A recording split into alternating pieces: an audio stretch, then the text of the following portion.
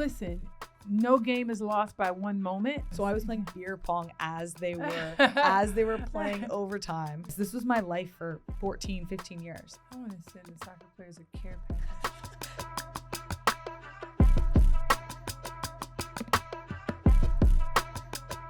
You guys, we are back. We're back, baby. Fast like we never friends. left. Yeah, man, a lot's happened since we last talked. A lot's happened. A few tears have dropped. Lisa Leslie here with Kelley. Oh, we're back, baby. In the studio. Do I look tired? No. Okay, great. You look great. If I did, would you lie to me? I would not lie to you. Like that is actually. I would be so, like, my friend, like, girl, get in the bathroom and do right. something about that. Yeah, no, you look great. Thanks. So do you. Yeah, thank you. All right, what we talking about today? Dude, we got so much to talk about. What a weekend, hey? Oh, no, not even weekend since we last talked, because we were in the studio last Monday. Whoa, so much has happened. Yeah. Last Monday, it was only 2 games into the WNBA Finals. WNBA Finals. Yes. I had gone to game 2. Liberty had won. It was tied 1-1. A lot's happened since then.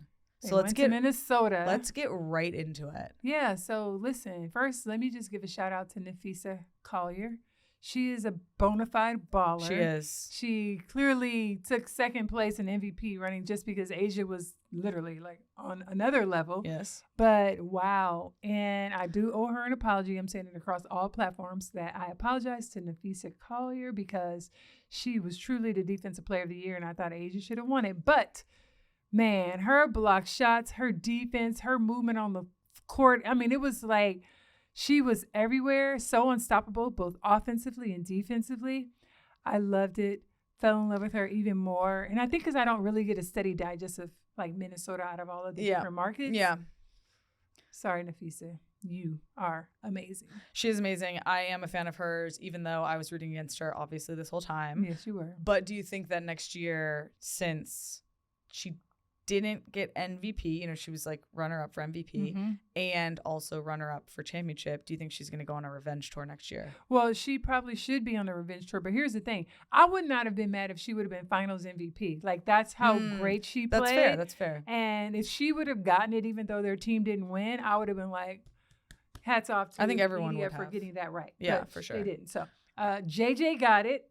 Cut 2. I don't know what happened to my video, but I remember saying that if Jonquel Jones plays out of her head consistently, the New York Liberty walk away with the championship. I mean, don't call me right, but I was about to say, are you a fortune teller? No, I'm just like a really good coach. Okay, fair enough. You know what I mean? Like I can see talent, but I also could see what was necessary for New York to win. You did. You brought it up before it even started that the others, I'm going to say the game changers, but the others had to show up big because, you know, Stewie and Napheesa were going to neutralize each other. Absolutely. And that's essentially what happened in game 5. But I want to talk about game 5 first. Okay. I want to talk about game 3 Go and ahead. game 4. And then okay, game about 3, New York, big comes up big. Game 3 is a Ionescu. Yeah. That shot is like forever cemented in our brains. Insane. But you know what? What? The last shot was obviously incredible, but it was the 3-pointer at 55 seconds to go that she hit, and she let out this emotion. And then I think Minnesota called a timeout. Somebody called a timeout. They all go to the bench.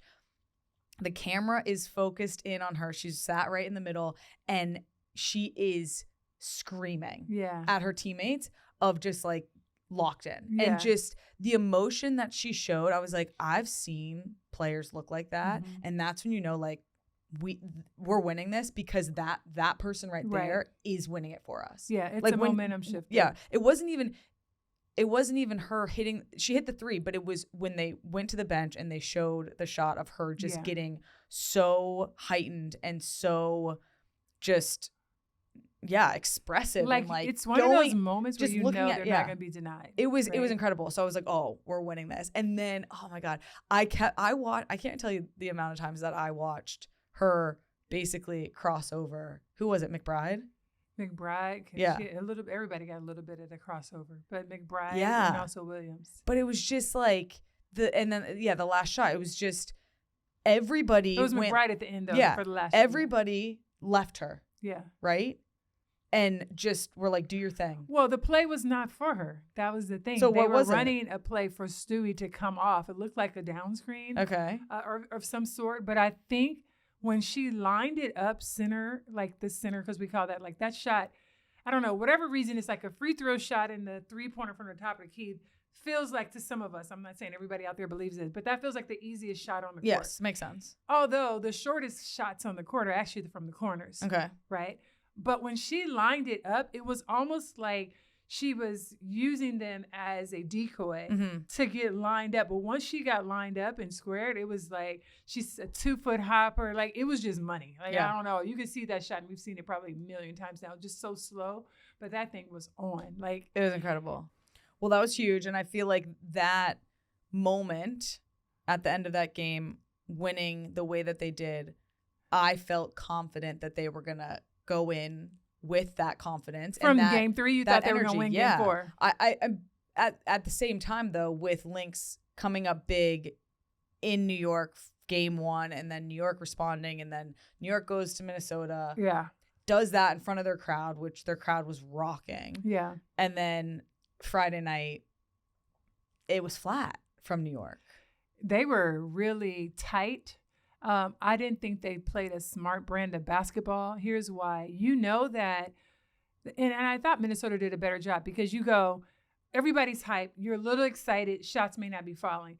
My first rule is take it to the basket, get inside, get to the free throw line. Yeah. Again, I'm coaching, but I'm telling you, don't settle for jumpers in the start because you're a little nervous. Okay. And then Minnesota does exactly that. What do? They come out hard. They cut back doors, layup after layup after layup. Why? That's a much easier shot. Now we got our rhythm and you're feeling good, as opposed to starting out with launching threes because they had the wrong mindset coming out. Lucky that they were able to close the gap. Yeah. But just not enough to even win game 4. Yeah, definitely not. But in Minnesota, you got to give them a lot of credit. For sure. The FISA again, the backdoor cuts. For sure. Amazing. All right. So then after game 4, Sandy Brondello in Minnesota. The media, in Minnesota, to the media, brings up, we need it to be fair. We're getting fouled. We're getting hit. If we're getting hit, that's a foul. Call it. Right? All she wants is fair. She's not asking for anything else. Okay. And she's quoted as saying, if we're getting hit, it's a bloody foul. I know Lynx coach Cheryl Reeve talked about it last time, but we got no calls today. So do I need to talk it up in a press conference? Because they were getting ticky-tacks, and we went down there and got hit and get nothing. Mm-hmm. All we want is fair, okay? So if we're getting hit, that's a foul. You know, I'm one of the nicest bloody coaches in this league, but this pisses me off. Just be fair. So that being said, do you think that Sandy bringing this up in this press conference post game 4, a loss in Minnesota, leading into game 5 at home for New York, it's tied up 2-2, winner takes all. Do you think that her speaking up like this had any effect on the game? I honestly think it holds no value when the coaches speak on the officiating and how it affects the next game. I really don't. Listen, I've been in that exact same situation. I've won championships at home, lost a championship, which would have been our 3-peat, and then you feel like it was stolen from you. And I could go back, and we didn't have social media to back us, but it felt like the game was stolen from us. It felt like the exact same thing, that, you know, they could be really physical with us. We go down and just touch, and it was a foul. And it felt like they were just taking this game from us. So, hey, I get it. I understand it. But what do you have to do? Suck it up, Buttercup, because we lost. That's how we lost our championship. That's how they lost their championship. One of the things I know is that the officials do the best job that they can do. It is a thankless job. And I think the league could maybe in the future have a third party, maybe where they could go back to, Secaucus or somewhere else where someone could look and maybe evaluate the fouls. So VAR for basketball. Like the NBA does. Yeah, but we have that in soccer. And soccer. Video assistant referee. Yeah. I think that would be the solution, just to have a third opinion that's outside of it that can look at it closely. Now, there are some other things that happen, right? There's traveling that happen. Remember, even if they do that, the official has to just focus on what the call was, not a mistake made or a call missed. Yeah, because in the game, the team can challenge, but what they challenge is the call that was made. Yes, not the travel or not a travel. So it is what it is. Listen, no game is lost by one moment. Yeah. You take care of your business at home, you don't end up back in New York. That's what you think, right? for Sandy, same thing. You take care of your business. If New York takes care of their business at home, they wouldn't have had to go back to Minnesota. So at the end of the day, you just work as hard as you can. You're fighting. And sometimes when you're on the road, it feels like you're fighting against 8. And I think part of that is subjective because we think that while we're playing, but it is what it is. New York has their very first championship. And it was an outstanding finals. Like, everybody deserves flowers. Yeah, I mean, it was incredible. Obviously, as a Liberty fan, I am very, very happy. So exciting for that team, for the Tsai family, what they've done there and what they've built in, I would say, a pretty short amount of time is incredible. Yeah.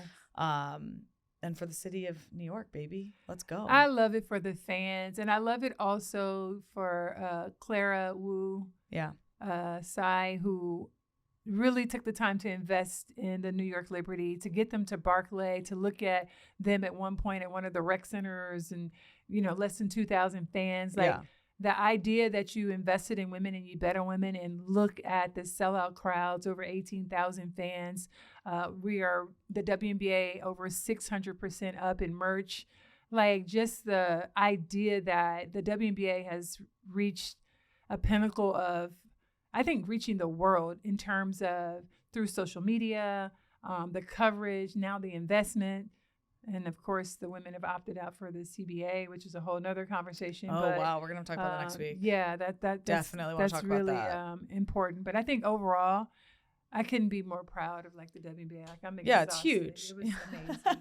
The season has come to an end. And I do think it's a great blueprint for people to look at of like, this is what can happen if you put in the right amount of investment, you take the right steps, and you build what you want to see. Like, this isn't a coincidence that New York won. This was thought of from the beginning, and this was the vision. So it's very, I think it's fantastic. I think around the world, teams, leagues, franchises, owners should be looking at the New York Liberty as an incredible example of like what can be done when you put the right backing behind a team and the resource, and Las Vegas Aces as well. Yeah, no, it's fantastic. Those are the franchises that we all gotta.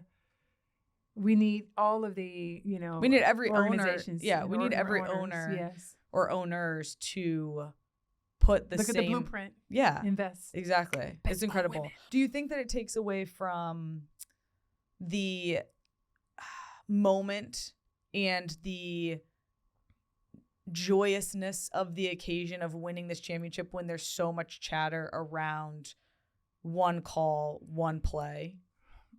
It can for a moment, but not for a lifetime. True. I think it is for a moment, and I think after a while, hey, listen, put it this way: the New York Liberty, they're going to be the defending champs all season long, and it is what it is. So and they will always be the 2024 WNBA They will always be. Champions. We're not putting an asterisk like, but the ref missed a traveling call. Like, it stands. You know what I mean? No, it's true. It's fair. Nobody's putting an asterisk next to Detroit beating LA Sparks because they called the block shot from behind. Yeah. All right. Missed call. It is what it is. They won the championship. New York Liberty. That's it. WNBA champions. NWSL. Let's move on because the WNBA has officially ended. Yeah. Season's over, baby. It's a wrap. So it's time for the playoffs, sis. For NWSL But before playoffs. we get to that. What's up? What happened on Sunday? Someone had a special retirement on field and a speech. How did you feel, Kelley? It was wonderful. I was very overwhelmed, I would say, ahead of it, just like with everything. Did you have a drink just to kind of calm your nerves? No. I didn't. No, I think it was just I guess I don't want to say I was overwhelmed. A little bit, just because I knew so many people were coming in and how much effort Gotham put into the evening, and it's like a birthday party almost, right? Like, trying to entertain everybody. It was my soccer graduation. Yeah. So it was incredible. I had so many friends and family and old teammates fly in.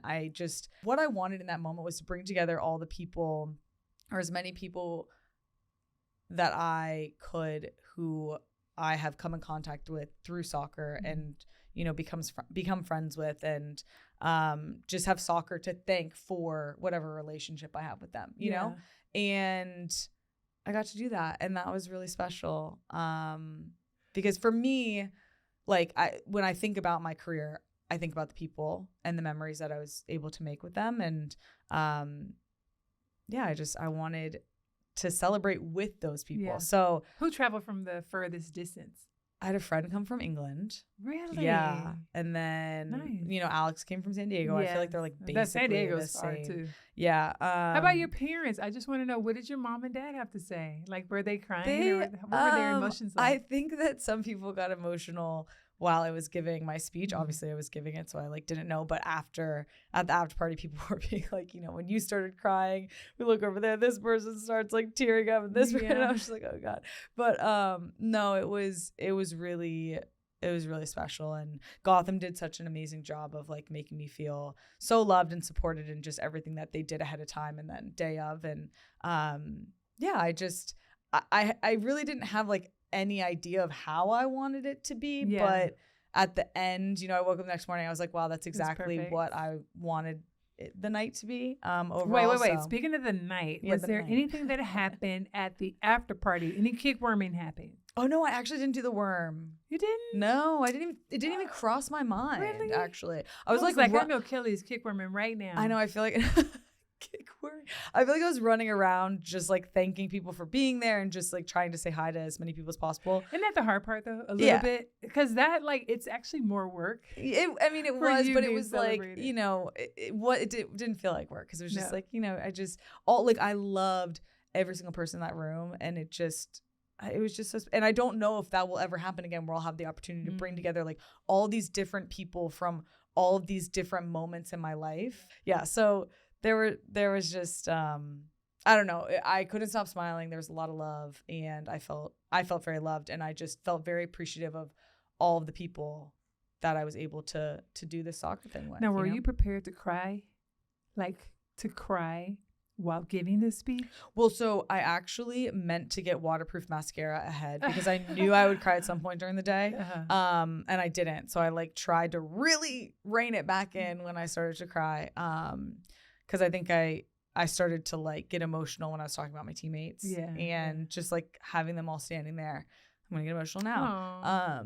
But yeah, it's just like, that's the part you missed the most. Yeah, though. I already miss being with them every single day, Yeah.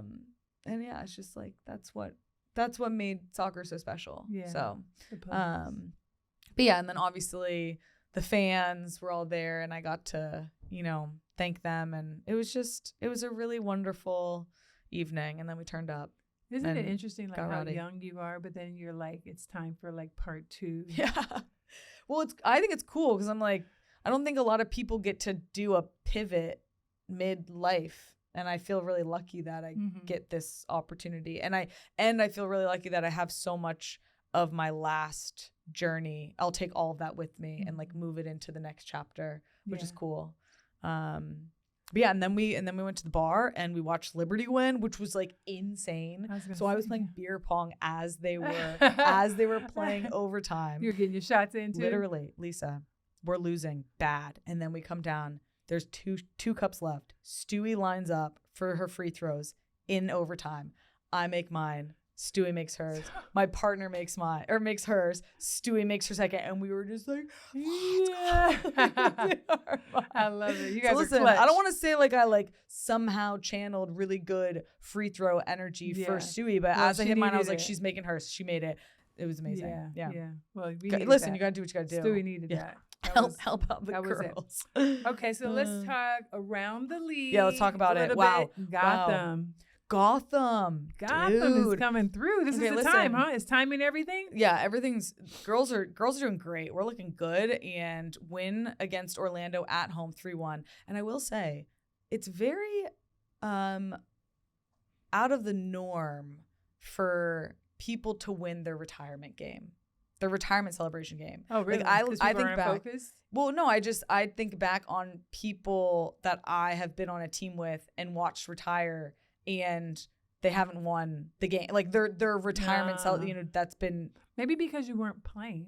No, and I was like, I guess you can't play your retirement celebration game if you want to win it. Yes. So you're welcome, Gotham, for not being on the field because we won 3-1. We beat Orlando. Orlando's huge. Orlando's now on in first place. Orlando's on a slide. That's girls. their second loss, right? Yeah, in a row. Lost to Portland, lost to us. No, so they started their starters this game. They came out trying to win. Okay. But it wasn't enough against Gotham. Let's go. Which is just too bad for them. Yeah, too bad. That's trash talk, by the way. But no, but too bad for them. Just too bad for you, Orlando.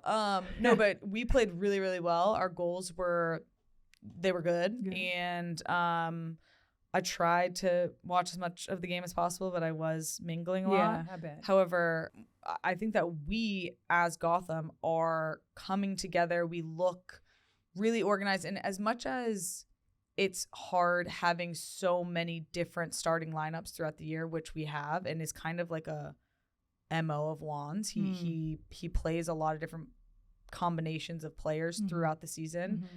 I think that it was a big reason why we were successful last year. And I think that we're seeing that now in this end of the season, how he can put anyone on the field and he knows that they will do the job and is confident in them, and everyone else is confident in everyone to be able to execute when they need to and how they need to.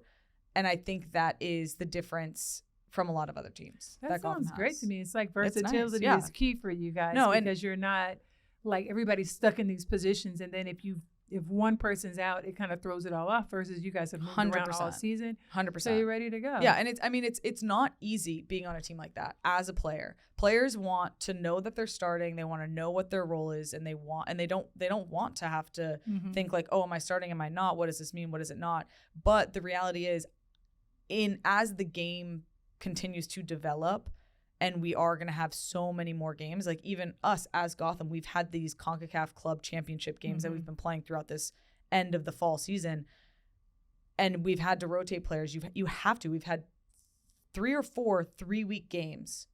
3-week games throughout a like 5 or 6 week period stretch, which is a lot of soccer play. So he's had to rotate and change up the lineup. And again, as frustrating as sometimes it can be on a player to be in, be out, not know, I think that it's the best way to build a team, a championship team, because you can depend on anybody at any point.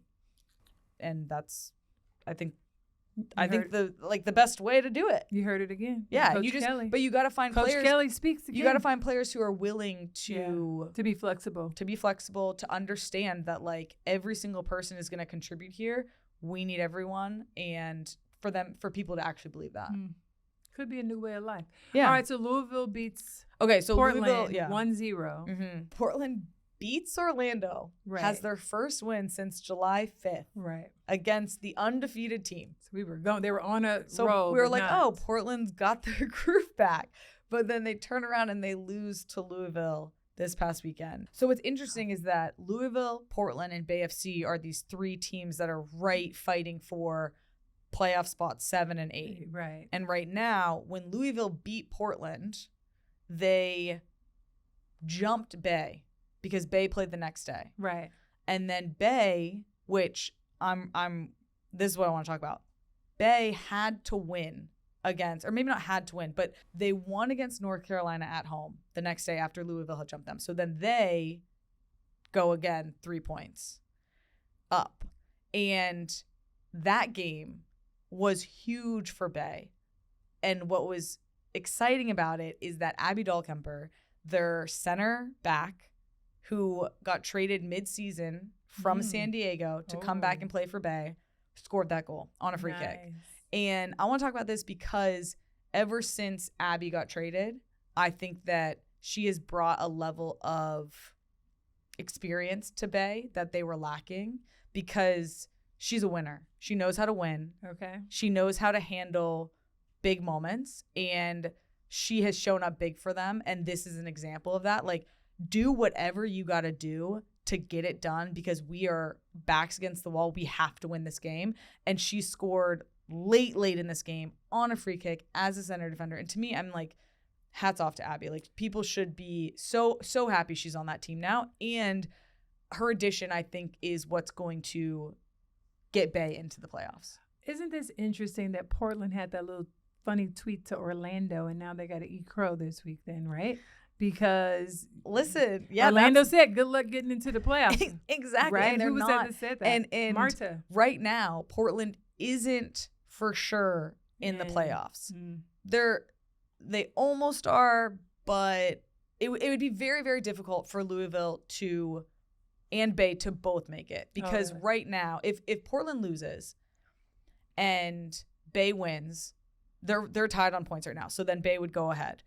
Louisville is 3 points behind Portland. Portland right now on goal differential is -1.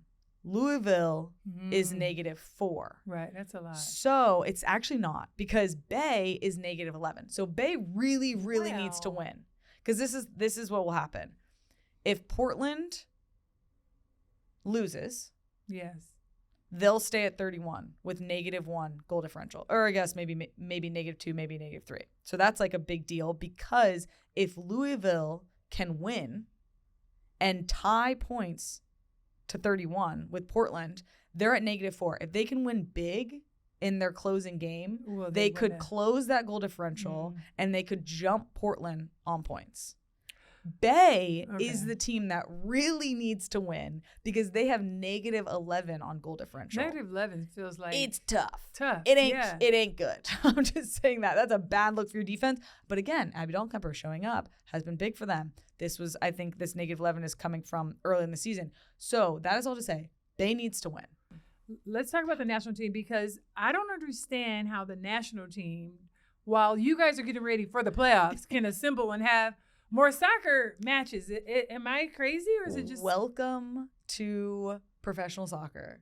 This is why soccer is, in my opinion, if you're playing at the club and international level, one of the hardest jobs as a professional athlete. Because, like you said, national team is together right now. There's a FIFA window going on. So how can you have that during the playoffs, though? It's like... We have that throughout the year. Okay, the USA basketball team has moments where you're like, okay, well, again, our season is, we have a lot longer off season. You do. Maybe. Yeah. So this is what's interesting. This is rough. Yeah. I feel tired for you guys. You should. Yes, it is very tiring.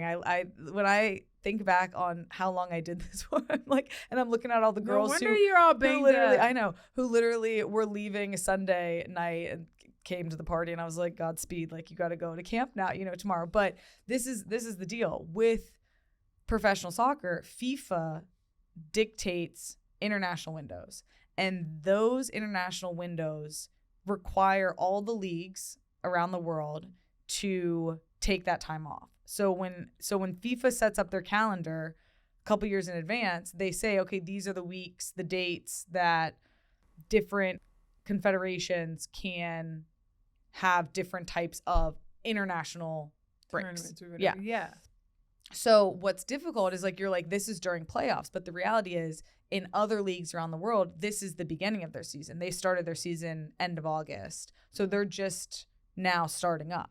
Whereas, with NWSL, we're in playoffs. So it doesn't make sense.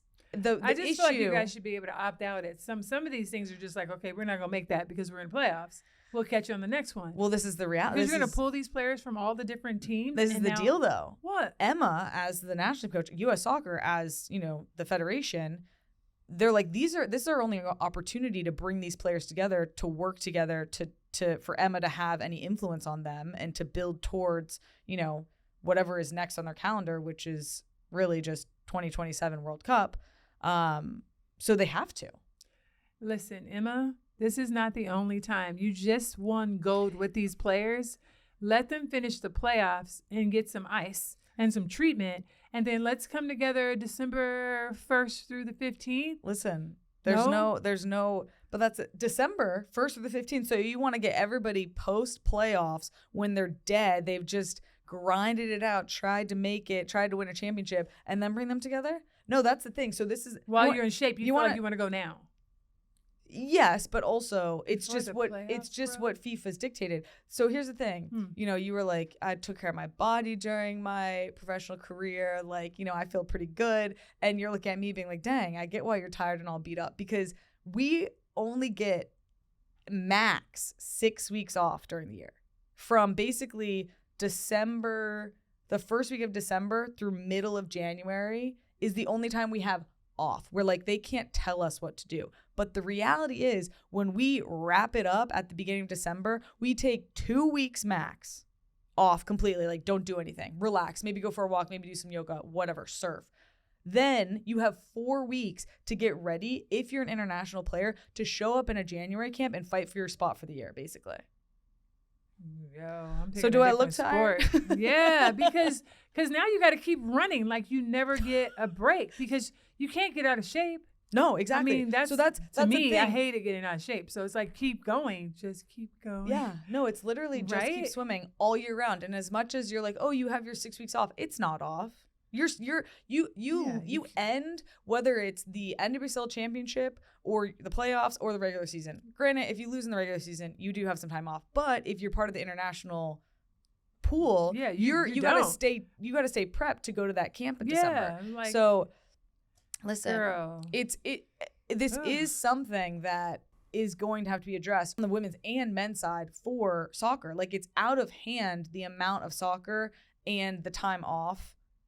The amount of soccer compared to the time off that we get. I would get to camp like, I'm so tired. Wait, just sub me in. Like, or is there practice? This is so funny that you're just like, yes, this was my life for 14, 15 years. 2021 championship in Louisville when I won with the Spirit. We won on a Saturday. Maybe it was a Sunday. I think it was a Saturday. And people going into camp left Sunday morning to fly to Australia to play 2 games. I thankfully didn't have to go because I had my sister's wedding and I got to go to that, and Blacko didn't make me go. But oh my god, yeah, that is the reality of soccer. What will be interesting is there's a couple players in this camp that it's their first camp and or could potentially get their first cap, which means like first appearance. Okay, which will be cool. I think I'll be interested to see if Emma's like trying to play her starting lineup from the championship, the gold medal match, or if she's gonna be like, listen, thank you for doing what you did this summer, but like, I'm already looking at the future and starting to integrate and get these other players time. And that's the pressure too. The pressure is that you've represented for your country, you've won gold, and now you're like, thank you for your service, but we're going to be replacing you. Yeah, which is why you got to stay up at all times. And you can't, like, that is the reality. If you stay on the national team for a long time, you are not dropping your level for years and years and years. And it is tiring. Yeah. And that is why I'm retiring. See, now you'd have no more tears. I got no more tears. I cried them all in stairwells, back in the day when I didn't make rosters or like I got cut. So hopefully I don't cry on Sunday and it'll be fun. And it'll be fun. I want to send the soccer players a care package. Send them to the spa. I think an Epsom salt and some bubble bath. A bath bomb. Oh my gosh. I know. You guys, I thought before really going to like the gold medal game, I thought in soccer that some stayed on one half and then some crossed, but the position stayed. Like the kids, right? I watched little kids play and then it's like, oh, they stay down there. Don't come over. You guys like ran the whole field 100 times with no timeouts, no water. I don't understand. We need to change the rules of soccer.